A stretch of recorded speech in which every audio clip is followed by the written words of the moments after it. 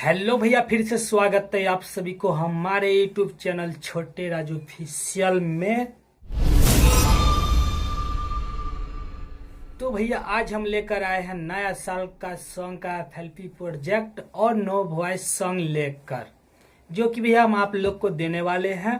तो भैया बहुत ही दिन से जो हम अपने चैनल पे वीडियो नहीं डालते थे, थोड़ा जानबे करते हैं कि लगन का टाइम था, तो बहुत ही लगन उगन था, भाड़ा उड़ा था बहुत, तो उसी में जो है टाइम पास हो गया।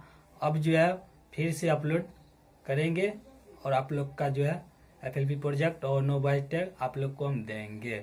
ठीक भैया, तो आप देखिए हम आज जो हम लेकर आए हैं नया साल का सॉन्ग का एफएलपी प्रोजेक्ट और नो वॉइस टैग लेके। तो भैया सिंगर का नाम है अवधेश प्रेमी और सॉन्ग जो है आप लोग भैया खुद सुन लीजिएगा। ठीक है, बहुत ही अच्छा सॉन्ग है। ठीक है, तो भैया आप लोग अभी तक हमारे चैनल को सब्सक्राइब नहीं किए होंगे तो प्लीज आप लोग जो है भैया हमारे चैनल को सब्सक्राइब कर लीजिए और बेल आइकन घंटी को ऑल कर दीजिए। और आप लोग भैया इस वीडियो को एक लाइक कर दीजिएगा।